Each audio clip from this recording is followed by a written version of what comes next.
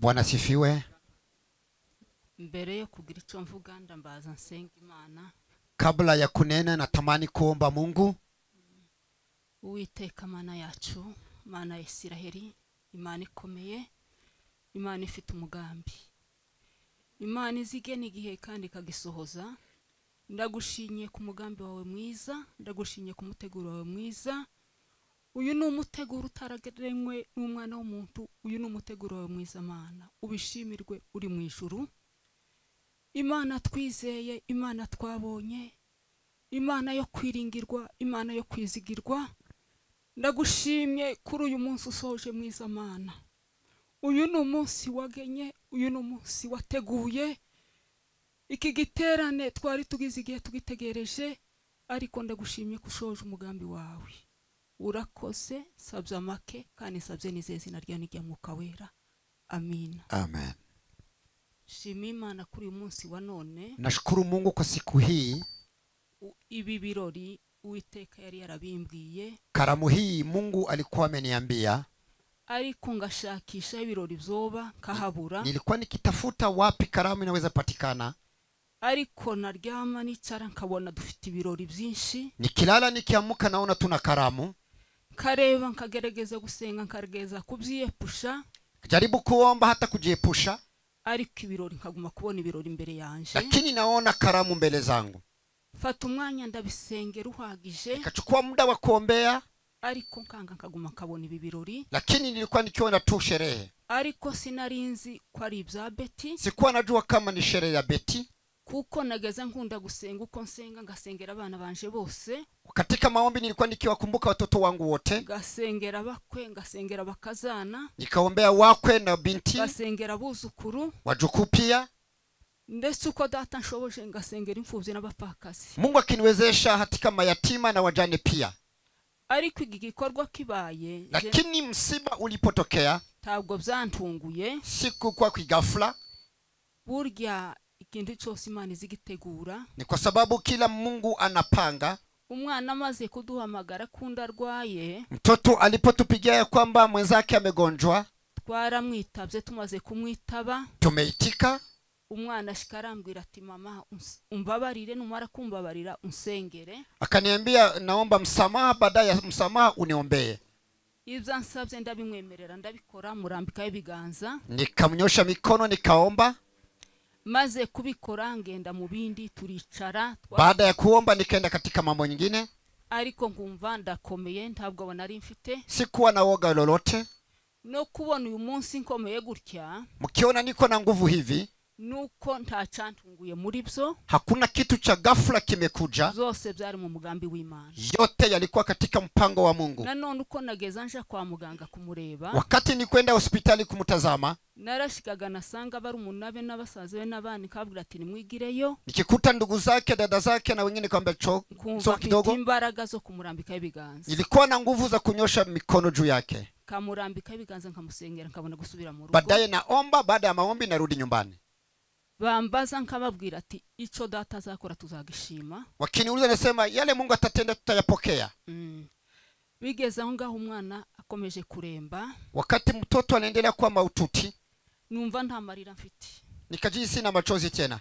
Kugeza mwambonye kuva bibaye nabaye nkwikanga kanya gatoya. Nimeshtuka tu kwa muda kidogo kubera uyu mubiri twambaye. Kwa sababu ya mwili tunaovaa. Ariko nareba ubuzima n'ibiganiro twagiranye n'abana banje. Lakini nikona maisha na pamoja na watoto wangu. Uko nshoboye nza nkunda kuba babugufi. Wakati wowote huwa nakuwa karibu nao. Kabaganiriza. Na wazungumzia. Bose barakundana. Wote wanapendana. Beti yagiraga ikintu ntosubiramo. Beti alikuwa na kitu siwezi kurudia. Hagezaho ateka isombe kuwa gatandatu kabayogera ku bantu bose. Alikuwa napiga mboga hata inapatia watu wote. Tabwo yigeze arya wenyine. Hakukula pekee.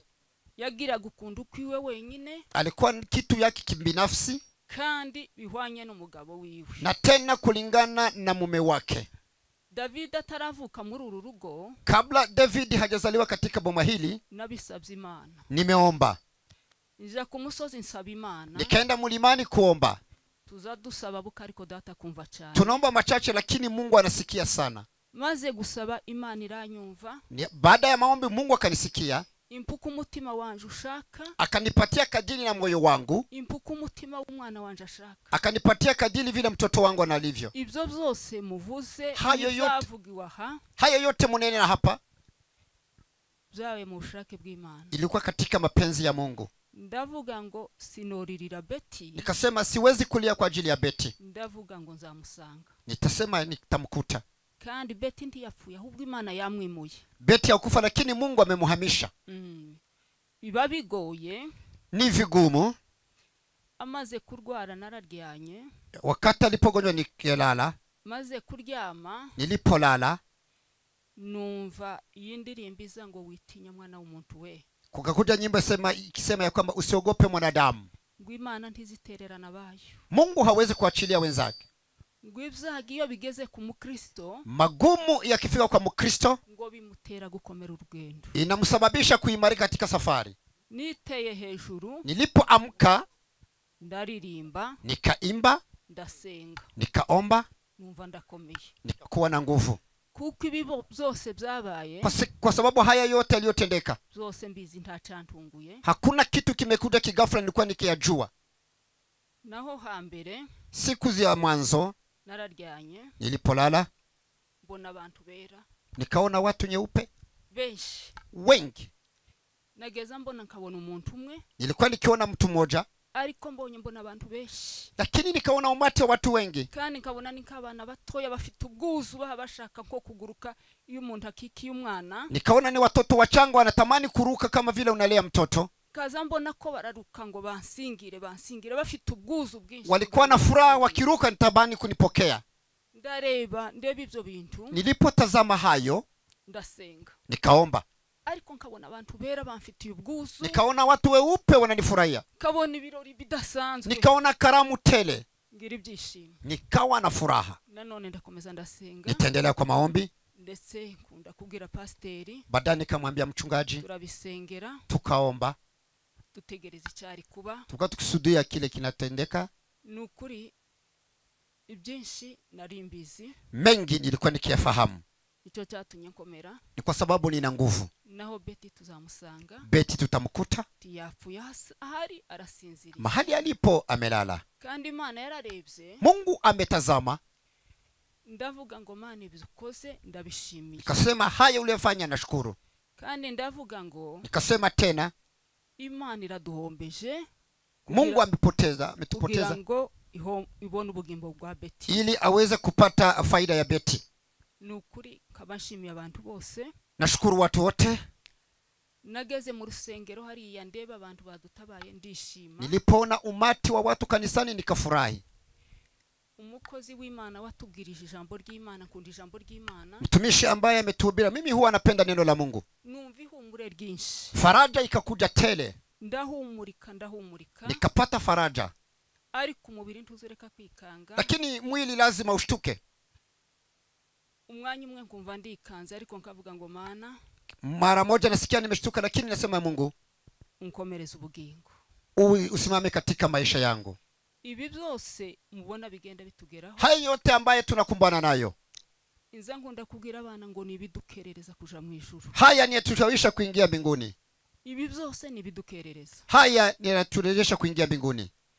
hari umuririmbyi waririmbye aravuga ngo nitumara kwambuka Yorodani, Kuna mwimbaji akisema tunapovuka Yorodani, ngo tuzicara dusoroma imbuto, tutaketi tuchume matunda, ngo tuzozirya nta kibazo dufite, tutakula bila shida yoyote, ngo kuko twazikoreye. kwa sababu tumeyatendea. Izi ni imbuto za Beti zeze, Haya ni matunda ya Beti ambayo yameiva, izi nizo zimubanjirije. yamemtangulia. Urebye abantu badutabaye, Nyota ambayo mmekuja kutusaidia, ni benshi, nje sinabona ico mbahemba, sijui inaweza kuwalipa nini, ariko Uwiteka azabahemba. lakini Mungu atawalipa. Biraho ngaho ndashimira bamanyana yanje. Nashukuru familia ya Wasita. David ataraza muri uru rugo, Kabla Davidi hajakuja katika boma hili, nababwiye kuko nabisabye Imana irabinyemerera, nimewaambia irabikora. kwamba nimeomba Mungu akakubali. Aza adafite ababyeyi, Akakuja hakukuwa na wazazi, ariko tumuba hafi, tukakuwa karibu na yeye. ni umuntu tuza dukorana inama nubwo byinshi atabivuze. Ni mtu ambaye tunakuwa na kikao ingawaje mengi hayagusia. Na hariya mu bitaro naramukuruye maze gusengera umwana ndagenda turiherera. Wakati ni wa maombi hospitali ningemchukua tukaenda pembeni. Hari ibyo namubwiye. Kuna mambo ambayo nimemwongelesha. Ndamubwira tese mwana wanje ibinza nkubwira nenda ntibyokubangamira. Je, haya ambayo nakwambia huwezi kuwa na mazito kwako? Arambwira ati mama ibumbwira nibyo binkomeza bikande mu mutima. Haya ambayo unaniambia yananisaidia kimoyo. Numva ndakomeye. Nikasikia nina nguvu. Uriya muryango babaye abantu beza. Familia hiyo walikuwa watu wazuri. Tubana neza. Tunaishi vizuri. Urugo rwacu ni rwiza. Boma yetu ni nzuri. Shimi uriya muryango twavutsemo twese. Nashukuru familia hiyo yote. Kandi ndatinze reka ngarukira aho ngaho tuzokomeza tuvukane. Tutaendelea kuwa pamoja kifamilia.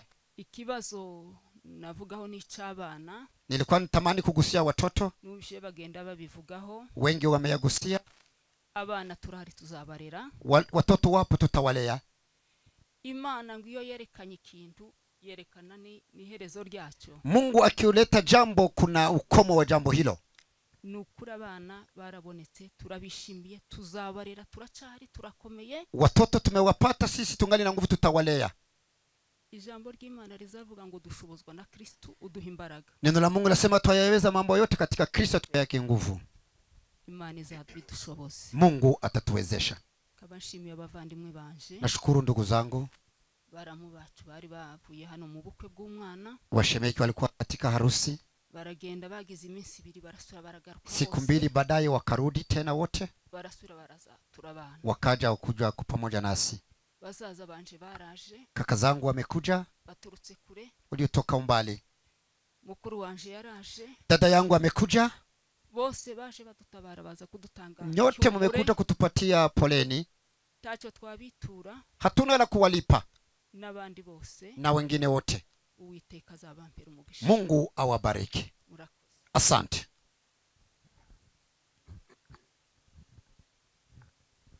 Arakoze. Asante. Si menshi twebwe tuvuga.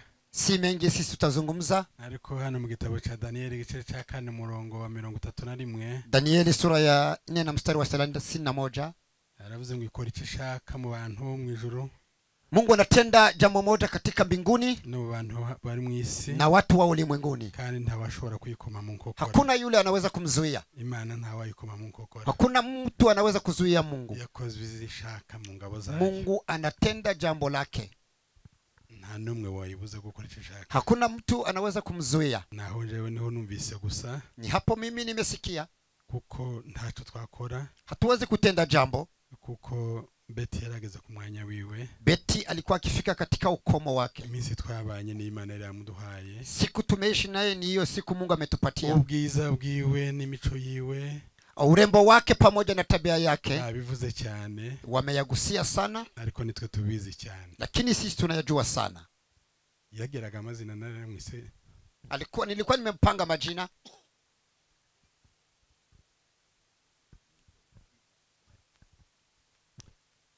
Ndeke kuyavuga.